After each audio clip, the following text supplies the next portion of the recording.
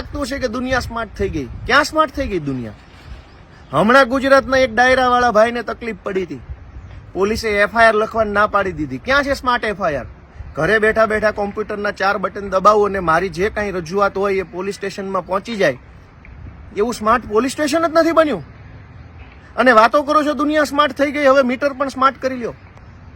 કઈ દુનિયામાં જીવો છો ભાઈ?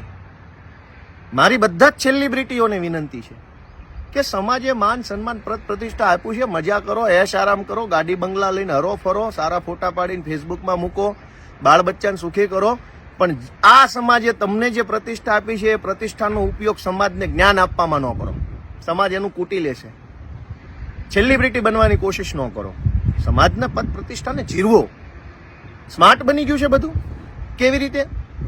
એક ગામડાના માણસને પૂછો, એક ખેડૂતને પૂછો કે વીજળી વિભાગની ઓફિસમાં ધક્કા કેટલા થાય છે, કેટલી અપમાનભરી પરિસ્થિતિમાંથી પસાર થવું પડે છે.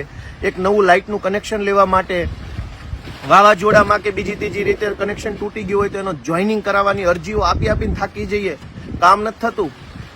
ગામની અંદર એક રોડ બનાવડાવવાનો હોય, કામ નથી થતું. હાથ જોડીને માણસ થાકી જાય છે, લાચારી કરે છે. એટલા હાથ તો કદાચ પોતાના પરિવારના વડીલોને નહીં જોડવા પડતા હોય જેટલા હાથ આપણે અધિકારીઓને જોડવા પડે. ક્યાં છે સ્માર્ટ વ્યવસ્થા? મામલતદાર ઓફિસોમાં સ્માર્ટલી કામ નથી થતું, ગ્રામ પંચાયતોમાં સ્માર્ટ કામ નથી થતું, સસ્તા અનાજની દુકાનોની અંદર લૂંટફાટ ચાલે છે, વીજળી વિભાગની અંદર ખેડૂતોને અન્યાય થઈ રહ્યો છે, નગરપાલિકાનું નામ લેવાય એવું નથી. અને સેલિબ્રિટીઓ એવા ઉપદેશ આપે છે કે દુનિયા સ્માર્ટ થઈ ગઈ. ભાઈ તમે કોઈ અલગ દુનિયામાં જીવતા હશો, તમારી દુનિયા સ્માર્ટ હશે. અમારા લાચારની પીડા ઉપર પાટા મારવાના ધંધા શું કામ કરો છો? મીટર સારું હશે તો અમે એન્જોય કરીશું, મજા કરીશું, બહુ સરસ, થેન્ક યુ. અને નહીં સારું હોય તો વિરોધ કરીશું.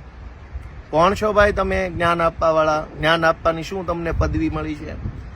આ સમાજે પ્રેમ આપ્યો છે એટલે તમે સેલિબ્રિટી બન્યા છો.